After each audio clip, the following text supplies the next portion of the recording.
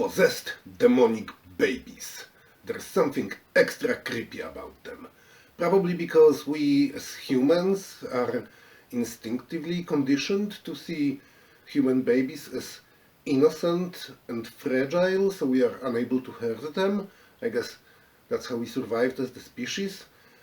So to see a being that is A, obviously a baby, B, obviously sick and twisted, and C, obviously evil, puts us in this weird state when we know that what we see is impossible, and yet we see it. Hello, my name is Grzegorz and welcome to Homemade Specials, where I'm trying to recreate some classic practical special effects using regular household materials. And today we're going to be building a possessed demonic baby using a baby doll, some fishing line, and of course some silicone.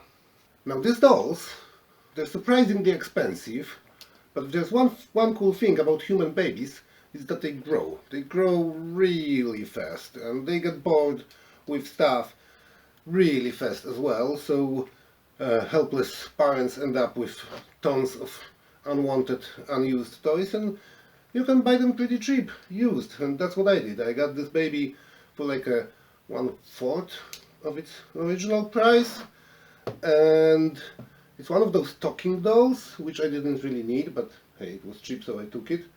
And the most surprising thing was that the battery was inside, and as I switched it on, I found out that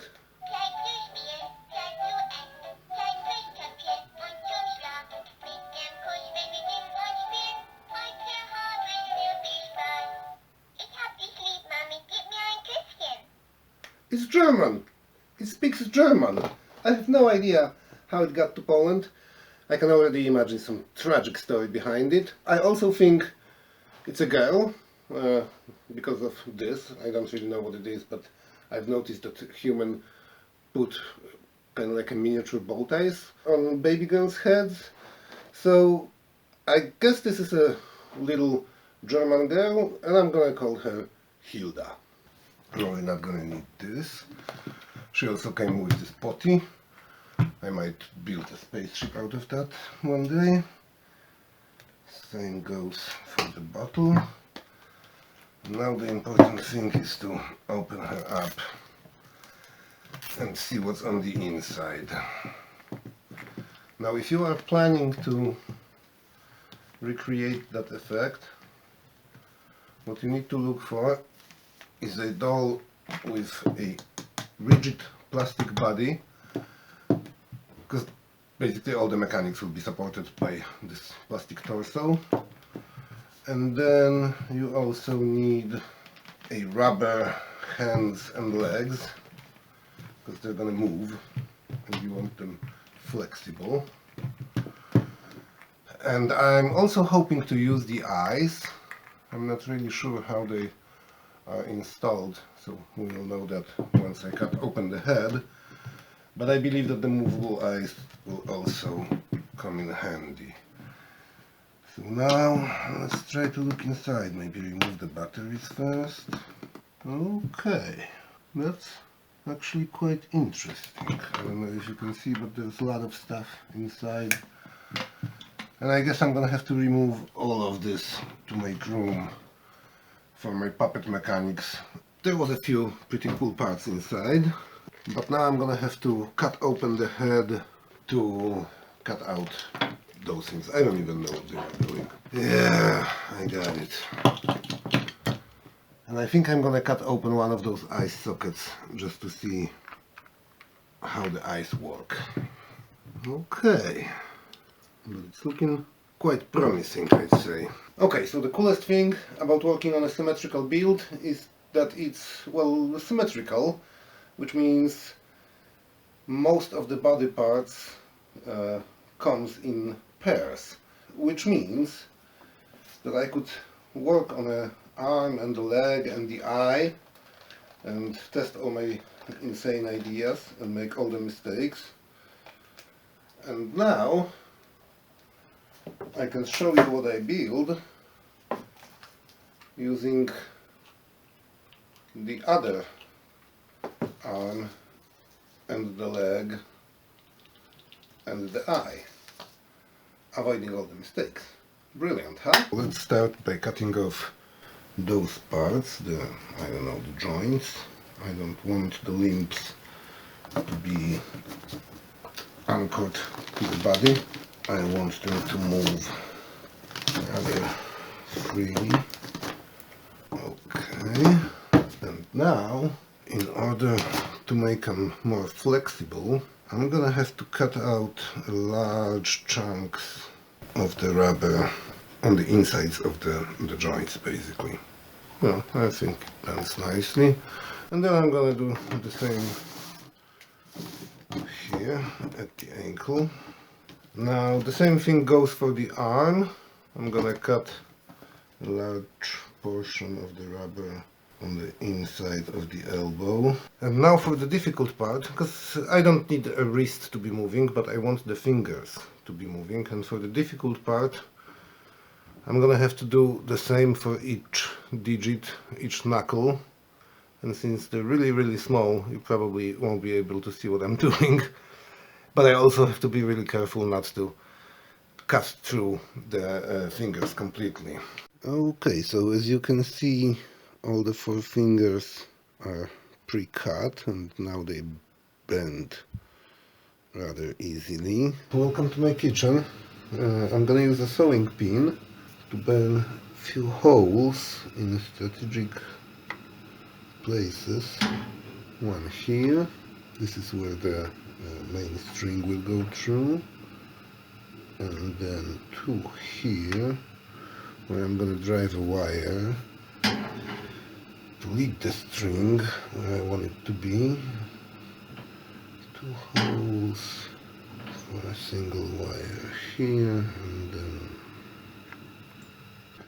and sorry for just saying here. I don't really know the name of all those body parts. I mean, there's a tie, like right there, that's the calf and that's the tie. Not important. And then the same thing for the arm. Well, not exactly the same thing, because the arm is obviously more complicated because of the fingers. So I'm gonna do 2 holes on this side, no holes here. Back in the living room and the bedroom, and basically the only room in my 1-room apartment, I'm gonna drive a short piece of metal wire through the holes I've previously burned. Grab those loose ends like that and twist them around each other. Can you see it? Yeah, right there. And the same will go for those 2 holes. Remember the fishing line from the tornado video? I told you I'm gonna untangle all those pieces because they will come in handy, and I did. So now I'm gonna use this rather large needle to drive that fishing line first through the leg. There's the hole that I burned earlier, so it should come rather easily. And now I'm gonna drive this line through those wire loops I've created earlier. Let's see if it works.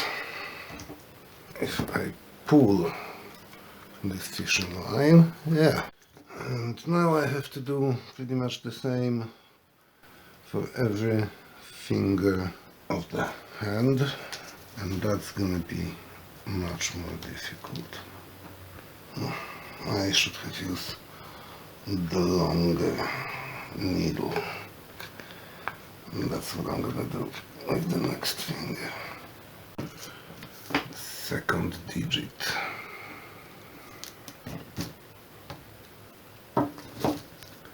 Come on.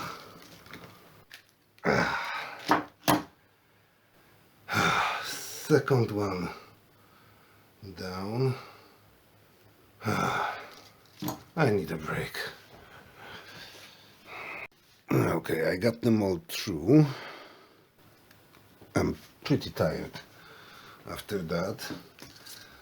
And now I'm gonna tie them all together in one big knot, because I really want to operate the entire hand, both the arm and the fingers, with just one string. Okay, and now that they're tied together really strong, I'm gonna secure this knot with super glue. Yes, a drop of glue, and now let it dry. I'm terribly sorry, I forgot to hit record as I was tying those tiny knots on the tips of the fingers, and then I also secured those knots and this knot here with a tiny drop of super glue. It was a bit embarrassing, so maybe it's good I didn't record it. And now I'm just gonna cut off all those loose strings, fishing line, and to secure it even further and to make it a bit less visible, I'm gonna melt them a bit with a lighter. So now the only thing left to do to test this mechanic is to drive my fishing line through the wire loops as I did with the leg. Okay, so does it work? Yeah, the hand bends, the finger bend. Can you see it? Nice. Time to cover all those holes. Now I spent a lot of time searching for a proper material. I've tested a few types of foil and rubber, and then my eyes looked upon the clothes that Hilda came with, and look at the thickness of this material and look how flexible it is. I thought that's gonna be great. Let's use that. So yeah, now I'm gonna cut it into pieces of a proper length, and again I'm gonna use super glue to glue it to the rubber. But I don't want any clean straight edges. That's gonna be more difficult to hide. So I'm gonna cut it frayed a bit like crazy, so that we have no, so it just has to look a bit more organic. And since this fabric seems to be 100% synthetic, I can now use the lighter to basically melt all the frayed edges and try and blend them better. But now I also have to cover those cuts, holes and wire going through, and I'm not gonna use fabric for it because it's too thick. I'm gonna use a foil. Now you probably know this foil. It's used to wrap up food. I believe it has a name, but I forget it now. I'm gonna cut out a tiny piece of that, and I'm gonna glue it onto the hand using super glue. Okay, like that. Now I'm gonna trim it short. And now I'm gonna cut it in between the digits. Yes, so that I can wrap it around them and glue it to the sides. The idea here is to basically cover the cuts in front of the finger, but not glue the fishing line to it. that would suck. I'm pretty sure you can't really see what I'm doing, but trust me, I can barely see it, so that's just the nature of this work, I suppose. I wonder if you're familiar with those trays. In Poland they sell meats and hams and cheese and salmon on trays like this. And I've noticed that they have interesting shape. By which I mean this part has a really nice curvature. And I thought I could use that to form the fingers. So yeah, I'm gonna cut out 10 pieces, shape them into sharp claws, and then use super glue to glue them on the fingers. And before I try and glue them on, I thought I could sand them at least a bit on the inside so that the glue has something to grasp. So it's easier to glue together, yeah. And maybe sand the fingers and the toes a bit as well. They're way too long, I'm gonna have to trim them once again anyway. That is way too long. But I'm gonna let the glue dry. And then I'll trim them. And beside pure aesthetics, I mean, I want my baby to look evil and have scary looking claws. As you can see, they also serve a very practical purpose. They help hide the knots at the ends of a fishing line, which is brilliant design, isn't it? Let's trim those claws so they look scary and not grotesque. Yeah, I feel kind of like a manicure artist. I think I'd suck badly if I chose that as my career path. Welcome to my kitchen again. Now this opens up rather easily. As you can see, here's a little weight that makes the eye move up and down by the force of gravity. So now, using a hot knife, I'm gonna get it out. Yes, I got it.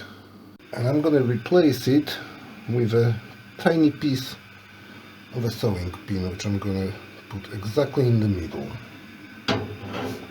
We're gonna secure it later with the two-part epoxy glue, don't worry, but now I have to cut out, I don't know if you can see it. Now there are like plastic parts in here that are gonna be standing in the way of our eye. So I'm gonna use a hot nail to get rid of those.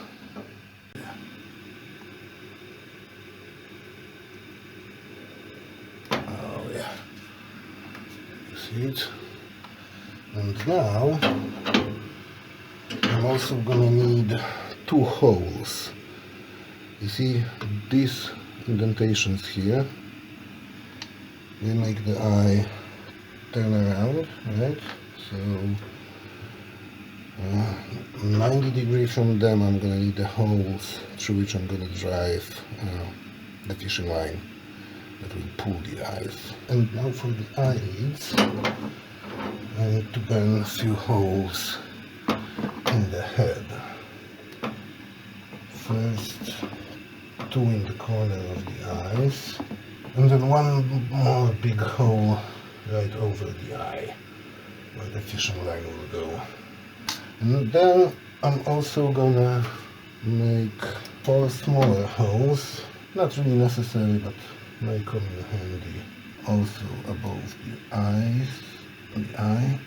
Now I think we should get rid of the eyelashes.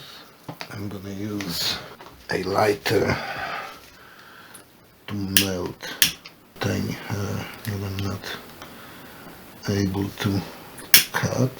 I might even sand them down a bit now that they turned into a piece of hard plastic. And now I'm gonna use this two-part epoxy glue to both cover this, well, whatever there's left of the eyelash, and also to secure the sewing pin in the back. So to make sure that my sewing pin stays in place. Right, I think I can leave that to cure.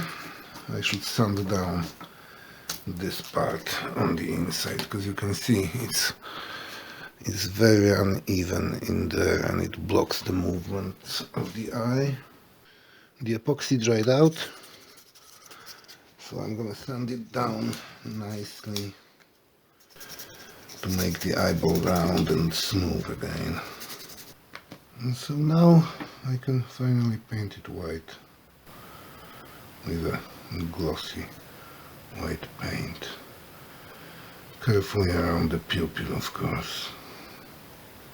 I would like the eyes to look a bit more evil and demonic, but I won't dare painting the pupils because I'm 100% sure I would completely ruin them. So I'm just gonna smear some red paint here and there to make the eyes look bloodshot. Make it appear as there were like veins. Yeah, that should be okay. And the final step in the making of this working eye is to tie this piece of a fishing wire, fishing line, whatever you call it. Yes. And then, of course, securing a knot with a super glue. Just a single drop. And as the glue cured, all I have to do is drag those both ends of this fishing wire through the holes that I've burned earlier, as you probably remember.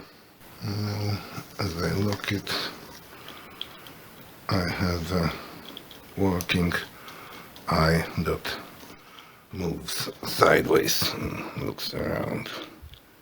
Now, what was the name of this thing? Zip tie? Yeah, I think you'd call it a zip tie. I'm gonna use that as a base for the eyelid, but I think it's still too thick. So I'm gonna cut it in half, and I'm gonna insert the half of the zip tie inside the big holes that I've burned in the corner of the eyes. Yeah, as you can see, as I pull it up, it goes down automatically, but to make sure it's gonna stay like this, I want to secure those loose ends on the inside here. And since the super glue didn't really want to hold them, and the polymer glue holds them pretty well but dries forever, I'm gonna stitch them temporarily, because then I'm gonna secure them with the glue anyway. That's why I made those tiny holes over here. I know that's not the right way to use this glue, but I have to unclog the nozzle. So I'm just gonna grab all that with my finger and just go in there. Yeah, I think that should be enough. Now, with the basic eyelid mechanism working, I'm gonna tie a piece of fishing line over the piece of zip tie, drive the other end through the big hole I've burned earlier right above the eye. So now, as you can see, as I pull on this fishing line, the mechanism opens the eye. So now I'm gonna secure that knot with super glue, because I found out that this zip line gets a bit brittle when it's covered with super glue. So yeah, I just wanted one drop, and it's not easy to get one drop out of the busted super glue bottle. If you've watched the Monstrous Hand episode, you may remember that the rubber glove stretched and got much looser during the work on it. And I believe now that it happened as I painted it with silicone. I don't know if it's the nitro paint solvent affecting the rubber, or is the silicone stretching as it cures, but that's what I've noticed. So now I think I have to paint my rubber, the piece of a rubber glove that I will use, before I glue it onto my model, and not afterwards, because that way it's gonna get loose and wrinkly, and I want it to be tight and stretched. So yeah, as you can see, I'm mixing two colors of silicone, regular bathtub type of silicone, and the red one and the beige one, to achieve a reddish pinkish hue, with a tiny drop of nitro paint solvent to make it more liquid. And yeah, I'm gonna paint just a little portion of this glove, and then as it cures I will just cut out pieces of the size that I need for the eyelids. Yeah, you see, it seems to be already buffing up. I think the rubber somehow, I don't know, absorbs the nitro, maybe. So now I can squeeze my piece of rubber underneath the eyelid. Few drops of super glue, and now I'm gonna glue this eyelid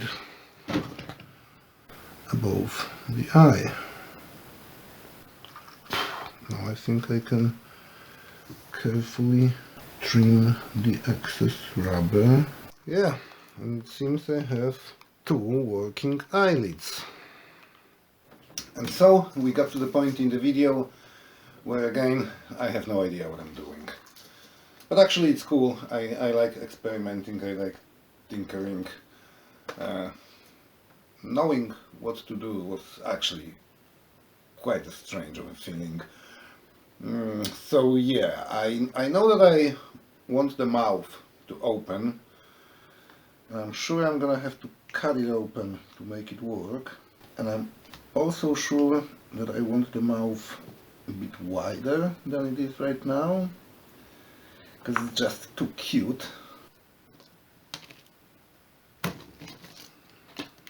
Yeah, that should be alright.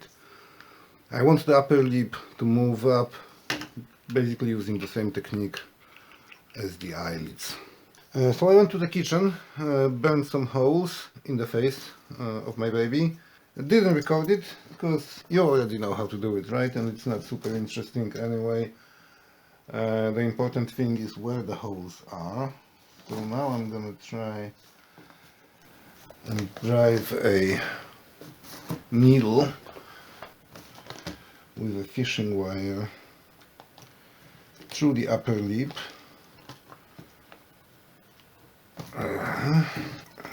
Okay. Then through the chin. I think I'm gonna have to get this wire out anyway. What if I ignore this part? I don't know if you remember the tiny white rocks from the giant sandworm video, but they've made a great teeth for the sandworm, and I believe that the mouth of this baby is pretty much the same size, so I think I could use the same rocks and they're not gonna look ridiculous. They should look threatening and evil. So yeah, I'm gonna find some sharp looking triangular shaped rocks, and then I'm gonna glue them in using the polymer glue. Yeah, that should be enough. Okay, how should I even approach it? Maybe little glue on the tooth and then put it in.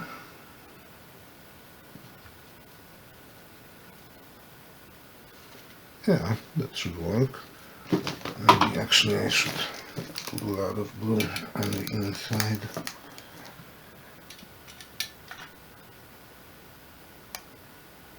Oh yeah, that seems like a good idea. I know you can't see anything, but trust me, it spreads out nicely. Glue on the tooth and squeeze it in. As the glue dried, I've cleared it all up a bit so that the jaw moves smoothly. And now I'm gonna try and install the upper lip using exactly the same technique I did for the eyelid, with one small exception being that I'm gonna use a full zip tie, not just half of it. Next step, tie 2 pieces of the fishing wire to the zip tie. Those will be used to pull the lip up. Pull them through the holes that I've burned right above the lip and below the nose. Yes, so now I can place them in the right position. Nice. And now I'm gonna secure the knots with a tiny drop of super glue. Measure and cut a proper size of a fabric piece that I'm gonna use to rebuild this lip. And now I'm gonna try and glue in the lip. Oh yeah. Let's try and strategically apply a few drops of glue here and there. I want to cut off the excess fabric on the inside of the lip, and I don't want to cut the fishing lines accidentally, and glue the fabric onto the upper lip. She's gonna be a bit wrinkled. I'm sorry I didn't do it perfectly evenly. And for the upper teeth, since there's no lip or gum so far that I could glue the teeth on, I thought I could glue it to a piece of cardboard and then glue the whole thing inside the mouth. And finally, I'm gonna use a healthy dose of polymer glue, which sadly dried out in its dispenser, how do you call it? But I'm gonna use it anyway, because I'm cheap. I'm gonna apply it with my fingers. You probably won't be able to see it because it's way down inside here anyway, but I'm gonna try and show you what I did after it's done. So that seems secured inside. I'm talking about the zip tie glued to the inside of the cheeks. Yes. And I think I can immediately go and glue the upper teeth. The lip seems to be working nicely. So I think it's about time to put in the eyes, which I didn't really thought through. And I'm worried it might be quite a struggle. I've managed to squeeze them in. It wasn't that difficult after all. But now I need to tie those ends of the fishing line coming from the eyes, the eyeballs. And I need to tie them perfectly right length so that my baby is not cross-eyed.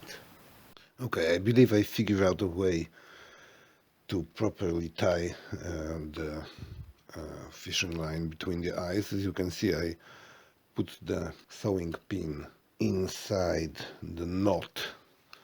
And now I'm just gonna twist it a few times around, basically twist it as many times as I need it to be, till it gets properly, I don't know, stretched. Yeah, the eyes move left and right.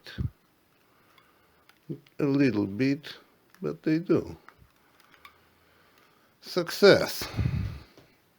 So now I'm going to try and install the final mechanic, the spitting mechanism, which will allow my Hilda to drool, and for that I'm going to use, of course, the IV tubing that you may be remembering from the heart video or the monstrous hand video.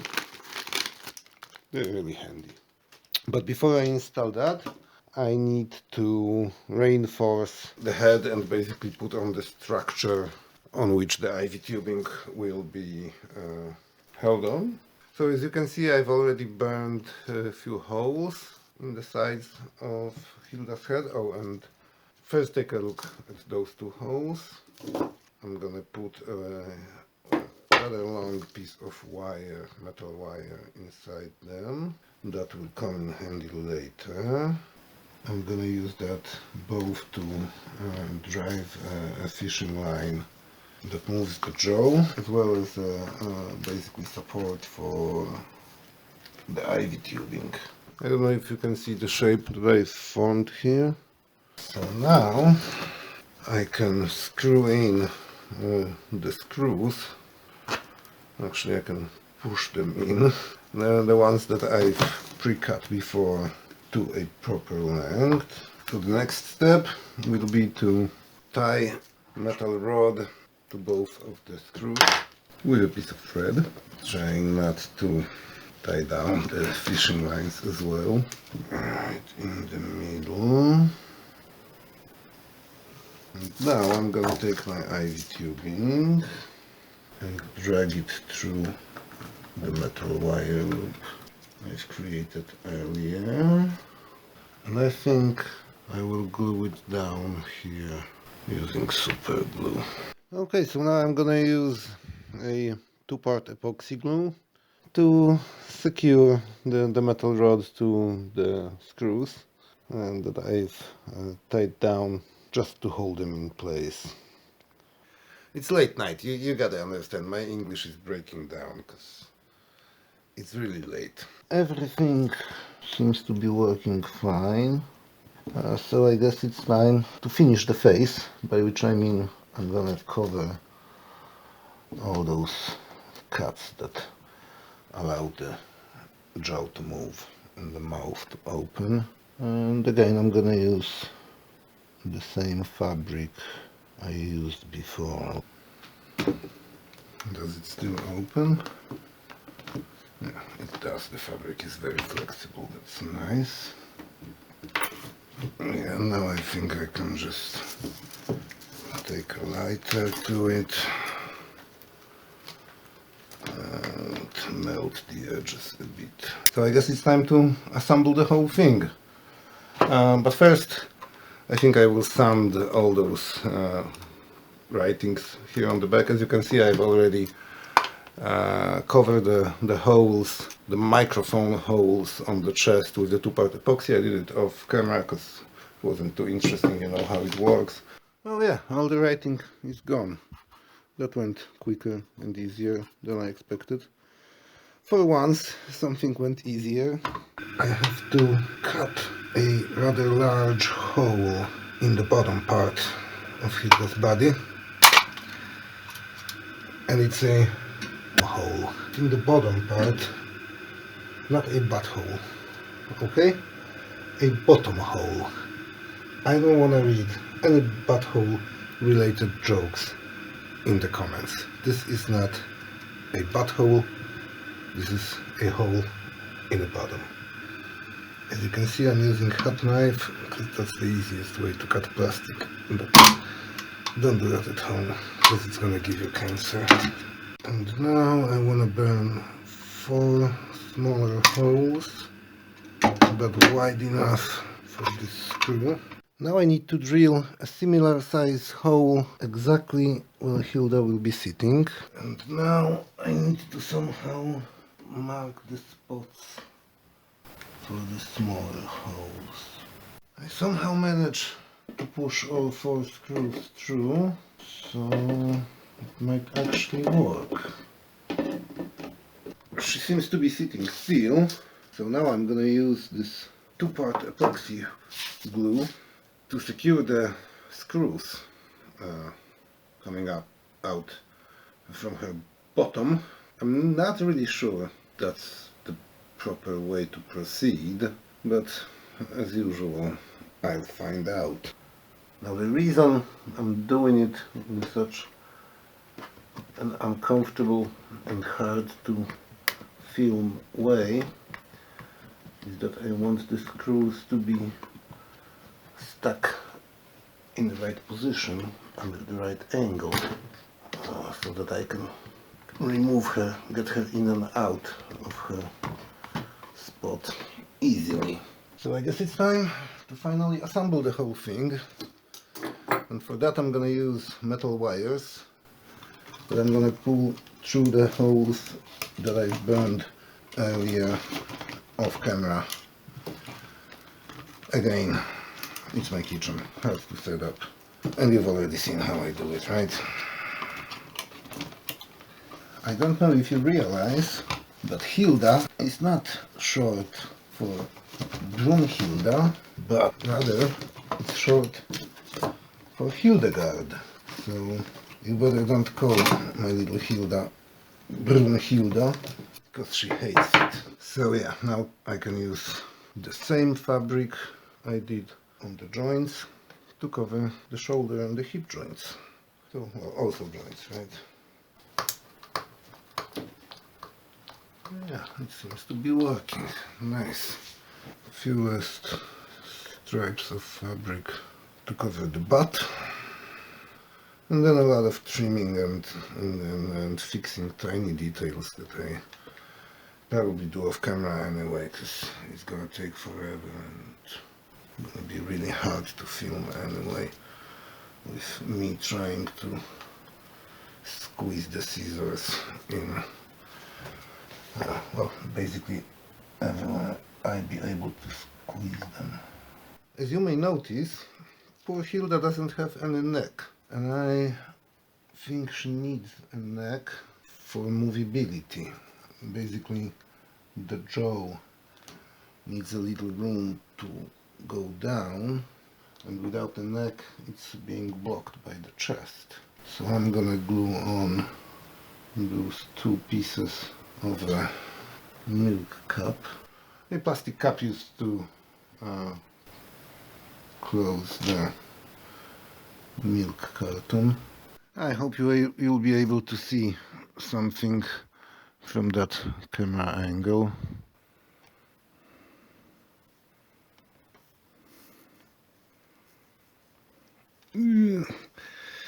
Not to my fingers. Let's check if I didn't glue the line. No, the jaw still moves. All the mechanics seem to be working, so I guess it's time to carefully glue on the cup. Basically close down the head. It's time to take care of the aesthetic side of the project. So we are back in my kitchen, because first things first, I'd like Helga to have a basically bad, sick-looking skin.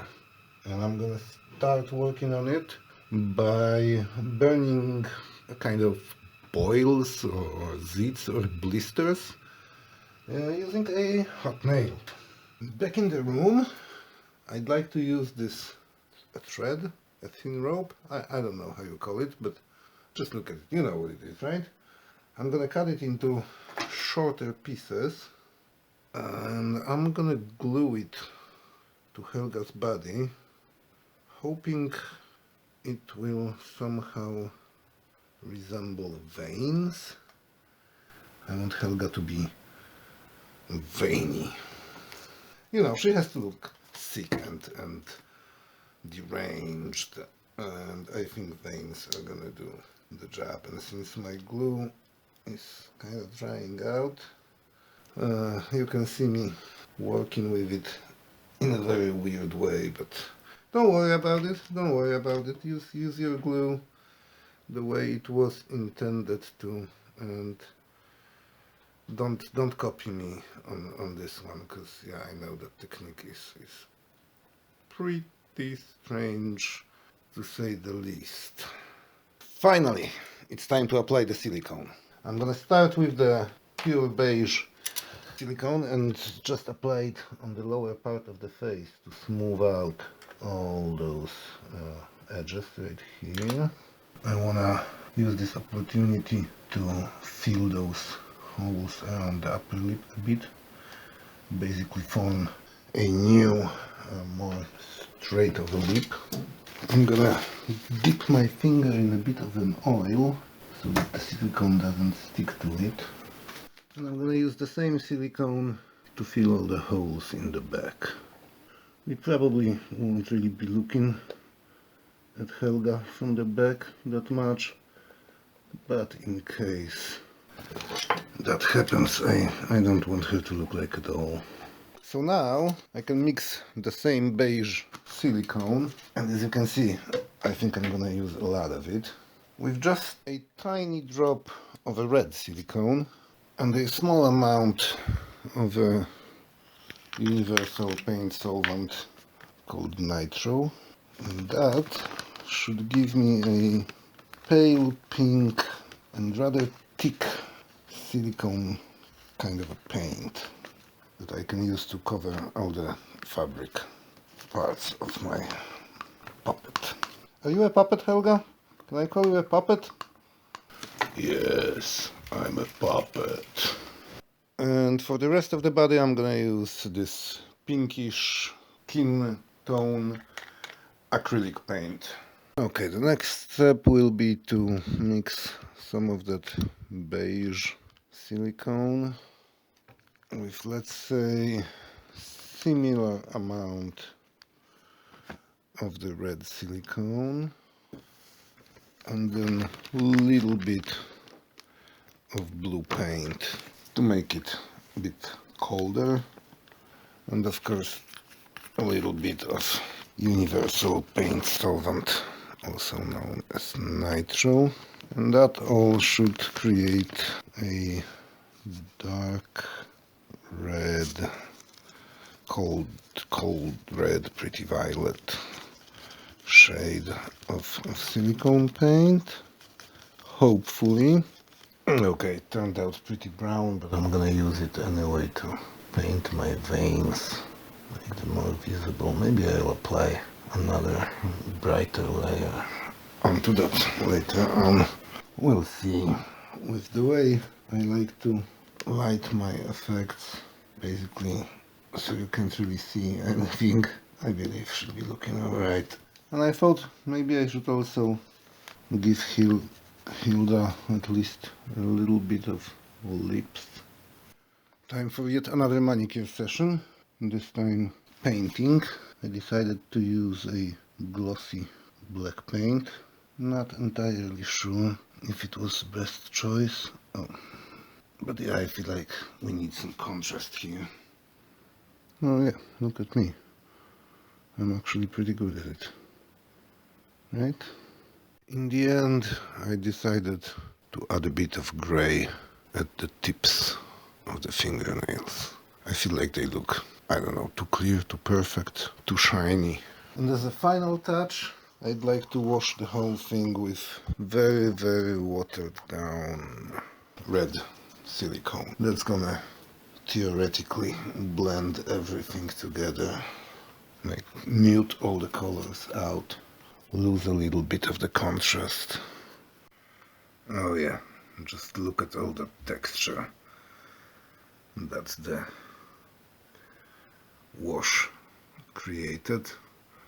All the boils and zits and whatnot are really coming out now, especially here on the belly. And I'm loving it. But I still think my baby could be even more disgusting and uglier. What if she was hairy? Okay, so let's try and spread some of that polymer glue on her head. And quickly, before the glue dries, I'm gonna sprinkle some hair. Oh yeah, that already looks disgusting. I'm loving it. I wanted this baby to look unnatural, and I think there's nothing more unnatural than a hairy baby. Baby's not supposed to be hairy, right? That's the level of ugliness that I was aiming for. And if you are wondering what are those hair and where do they come from, I can assure you that they're all ethically sourced from my own body. Yes, there I said it. But I'm gonna let you guess in the comments below which part of my body I had to shave to get those hair. But I want it to be even more disgusting. What do you say about chest hair? That's crazy, right? Little German girls don't have hair on their chests. But guess what? This is not a good girl. This is Helga. She's evil and possessed. And yeah, she's got hairy chest. And there's nothing you can do about it. We can go even further and give her some pubes. Because why not? It's already insane. Let me just trim those really long chest hair. Nice! I think she's done and ready for some action, right? I'm ready.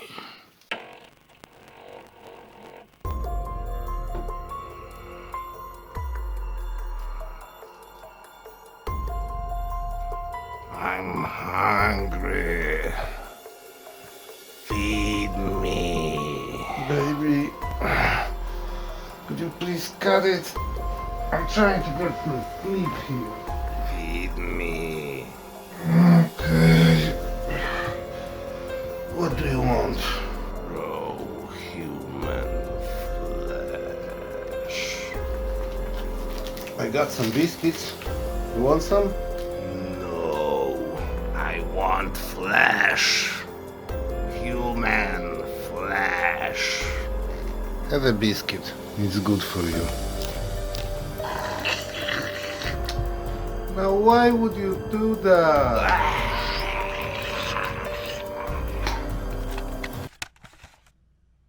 Whoa! Another long video. Another project that turned out to be way more complicated than I initially expected. The question is, was it worth it? I think it was. Sort of, kind of. I mean, don't get me wrong. I'm really happy with the way she looks. I think she's definitely disgusting and deranged. I'm not super happy with the way she works. The limbs turned out to be a bit stiff. Lots of fishing lines got tangled together all the time, so it was kind of nightmarish to work with her. The fingers barely move. I mean, they do move a little, but you can't really see it. And the eyes stopped working pretty quickly. I don't know what happened, but they seem stuck. They don't move, and I'm gonna have to cut her open to see what happened. Also, one of the strings ripped halfway through the shooting, I would say. So now the right arm is practically paralyzed, and that obviously displays the biggest weakness of this design, which is a lack of any kind of emergency hatch. And there's no way to look inside her in case anything malfunctions. So now, to see what happened with the eyes and to fix this string, I have to basically cut her open, which isn't a perfect solution, right? But besides that, it did work, right? The upper lip looks super creepy. The spitting mechanism, that still works. Oh yeah, look at that, look at her spit. That's disgusting. The eyelids got a bit, I don't know, stretched and loose, but they do still work, I believe. I hope they do. I definitely need a simple and quick project for the next video, and I promise you it's gonna be short and simple, and it's gonna involve a deodorant stick, so be sure not to miss it. What do you say, Hilda? Like and subscribe. Exactly. And See you next time.